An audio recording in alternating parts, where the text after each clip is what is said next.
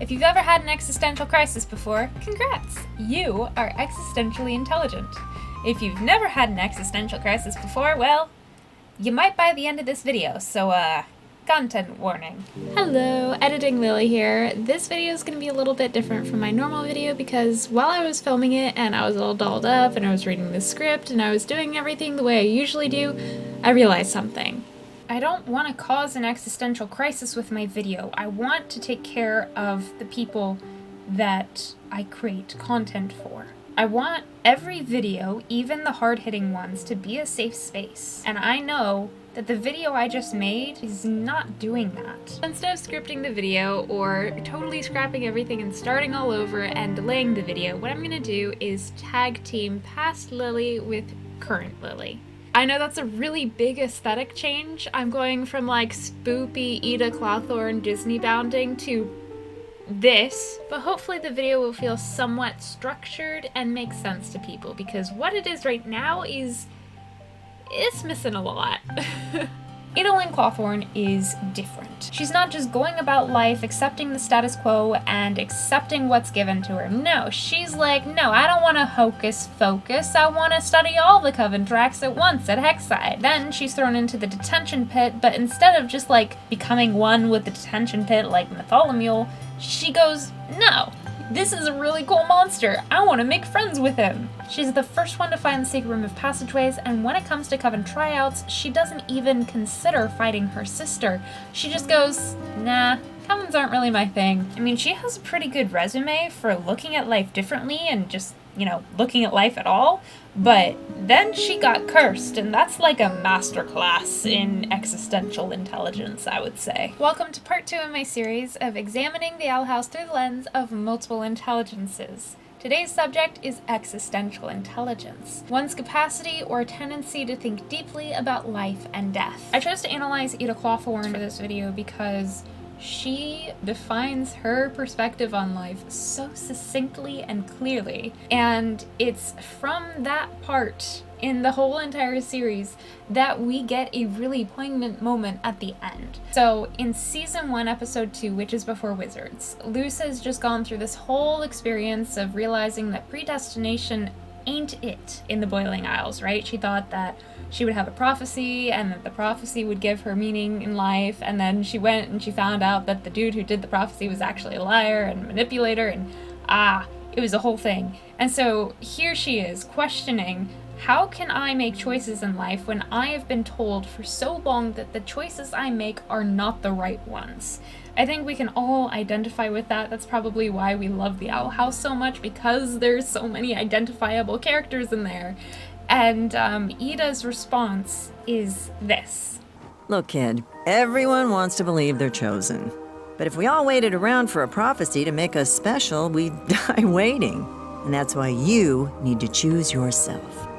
I believe that Ida's thinking about her curse with that second sentence. In the very next episode, she praises the trash slug for making the most of the time it has before its inevitable, sudden, unpleasant death. And knowing that Ida has a curse that will take away her magic, her independence, her identity, it makes sense why she identifies so strongly with the slug. When she was growing up, her mom Gwendolyn was trying so hard just to fix her, and Ida realized that she didn't have to wait to be fixed. She could enjoy life right then and there. That's honestly something that I aspire after, to realize that we can live life to its fullest without being fixed first. We're just supposed to simply be. And that actually brings me to a really interesting point that I found while researching this video. Existentialism. Hank Green actually describes this perfectly in his Crash Course Philosophy video, so I'm going to put that right here for reference. Existence precedes essence. In other words, our existence, our birth, happens first, then it's up to each of us to determine who we are. We have to write our own essence through the way we choose to live. But we have no actual predetermined purpose. There's no set path that we're supposed to follow. Do you see why that caught my attention? It's exactly what Ida's telling Luce here, and what Papa Titan tells Luce in the show's finale. Are you sure you want to give this power to me? Well, you're the one here, and you seem like a good witch. But I can't give you anything unless you choose to accept it. So the question is, will you choose yourself? Which takes us to the last sentence. And that's why you need to choose yourself. In both situations, Luce is learning from mentors who don't necessarily live up to all of her expectations of who they are. Ida being a witch and very different from Luce's expectations of witches, and Papa Titan being, well, Papa Titan. I propose that the writers of the show chose Edalyn Clawthorne and Papa Titan to say this specifically because they are undeniably impressive characters. They're the most powerful beings in the show. Ida is the most powerful witch on the Boiling Isles, even after she loses her magic due to the curse. And Papa Titan is the corpse that the Isles is on. He is how glyph magic works. But they're also deeply flawed individuals. The show doesn't shy away from the faults of Ida and the humanity, ironically, of the Titan. And I think it's really emphasizing a theme of accessibility because in the show, nobody's perfect. Every single one of us has some sort of belief system that we have within ourselves. The thing is, sometimes those belief systems that we have cause conflict, both within ourselves, with each other, and within our environment. Sometimes choosing yourself isn't inherently selfish. Sometimes it's realizing that other people have chosen you first, and it's respecting their decision enough to accept that choice and choose yourself with them. There are over 8 billion people alive in the world today. We are not alone. We do not exist independent of other people. There will always be somebody that relates to you in some way. You are not alone. And you are still valid despite there being other people who experience the same thing as you, or even worse things than you. Life is not a game of comparisons. It is an opportunity for community.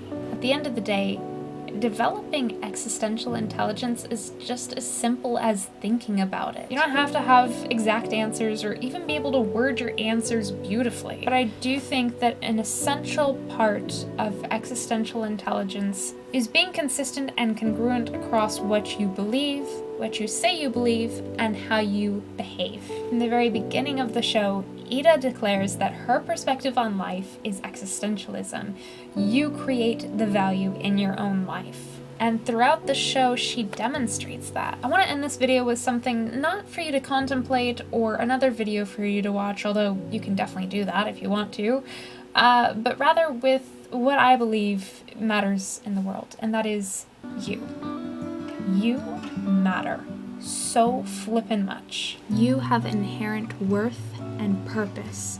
You deserve to take up space. You are loved just because you exist, and you deserve that love. And you don't have to do a single thing to deserve love. You are worth taking care of, you are worth fighting for, you are worth protecting, and you are worth celebrating. You deserve the kindness you receive, and you deserve kindness even in its absence. And you deserve to have somebody show that to you, but if nobody else will, please be the person to do that for yourself. I know it's hard, I know there's so much happening, but can you imagine the Owl House without Ida? I don't want to imagine the world without you. So go out and be loved.